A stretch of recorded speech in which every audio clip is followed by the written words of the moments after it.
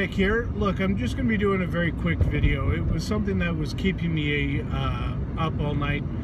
I was thinking about the Apple situation with the encryption and the FBI. Now, I don't know if I know that it's been everywhere in the news, so I'm just going to do a very quick recap. Okay? Now then, back in December of 2015, there was a shooting in the States. And there was a husband and wife, and they ended up shooting a whole bunch of their co-workers. Now, they considered that an act of terrorism. Be that as it may, however you define it, sure. We're going to call it an act of terrorism. So, the FBI have had the gentleman's phone for well over 3 months at this point. And they're having issues with trying to unlock his phone. Now then, I was actually kind of surprised to find out that the government has no ability to do that. You know, I found that incredibly impressive on Apple's part that they were able to pull that off.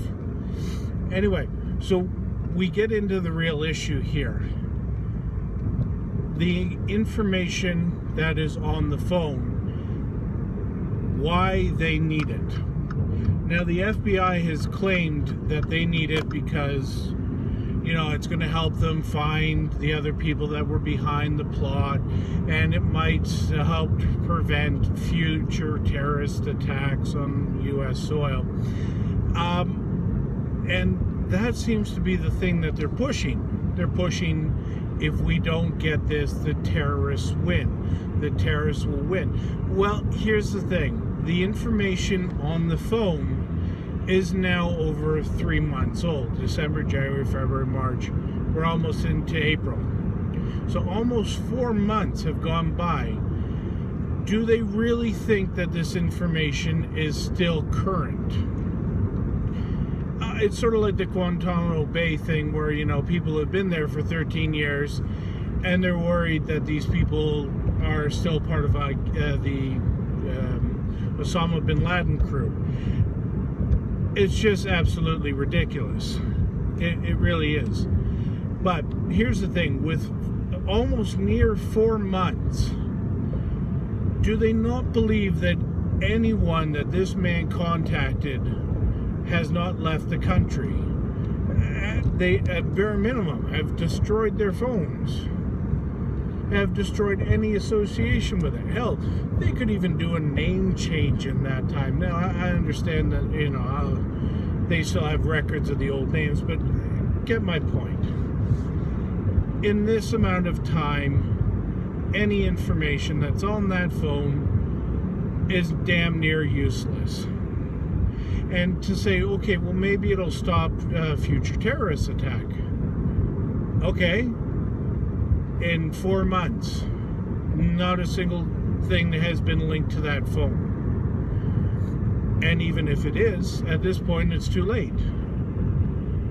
Do they really think that this guy has a long-term plan, a whole list of, hey, you know, Bob and Susan are going to attack, you know, X, Y, and Z building in another 4 months from now? It doesn't make any sense.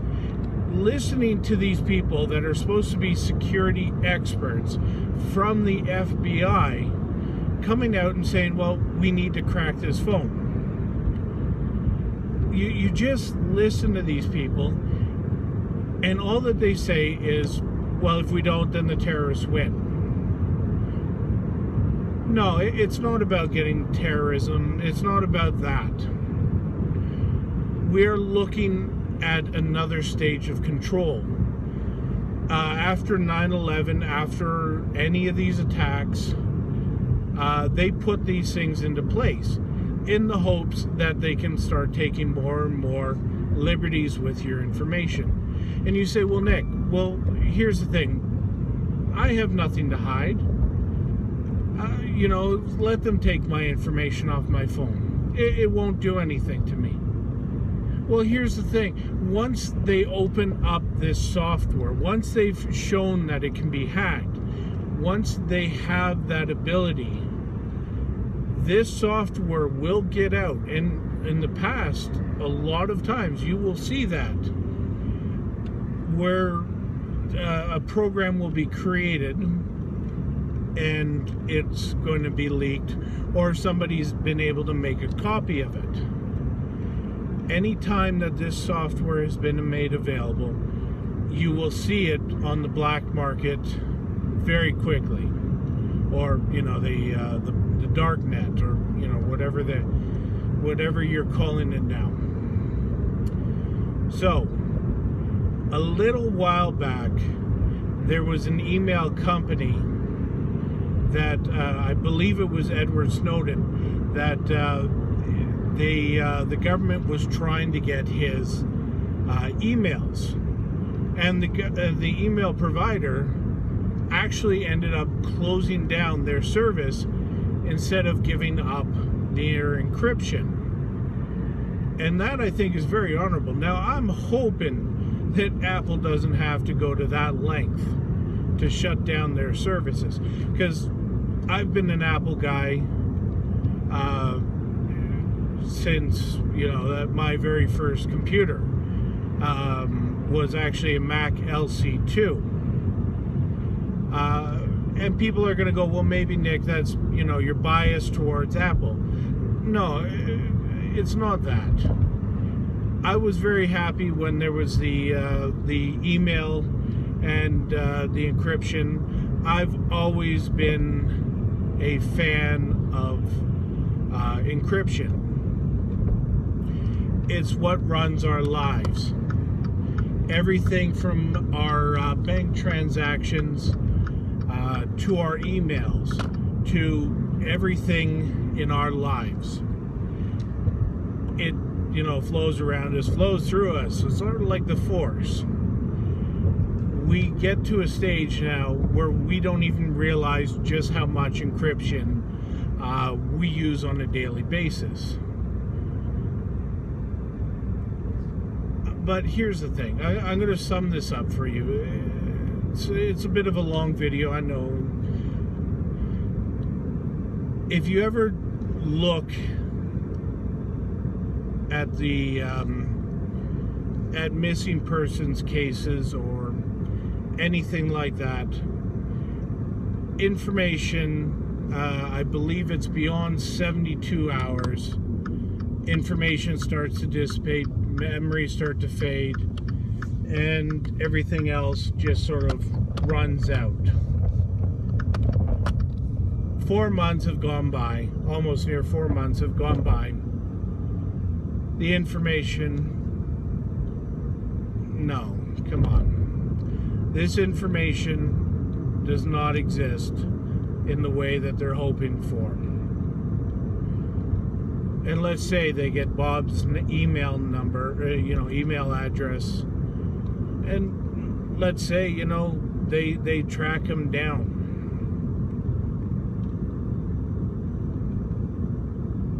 He hasn't done anything yet, and he's had 4 months to do it.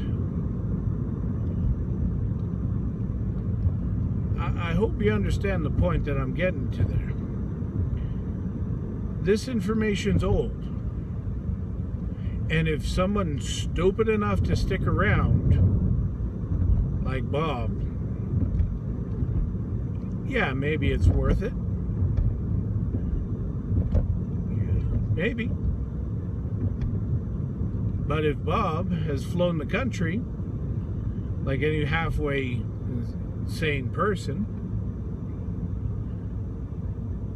then we've put an unnecessary risk on everyone. To capture one person, we've now put everyone at risk. Is that worth it? And I'm sorry for the families whose families were affected by the shooting. And it might sound coarse for me to say this. There are mass shootings in the U.S. all the time. And a lot of them are in schools, a lot of them are public places. What are we supposed to do? Are we supposed to cower in fear? Are we supposed to hide under our pillows because some boogeyman's out there? That's what the government wants you to do, apparently.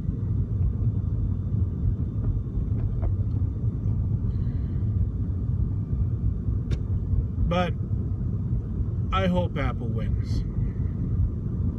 I really do. Anyway, guys, I know that's a bit more of a darker subject. I'm going to get back to doing reviews and unboxings very soon. But anyway, guys, I'll talk to you later.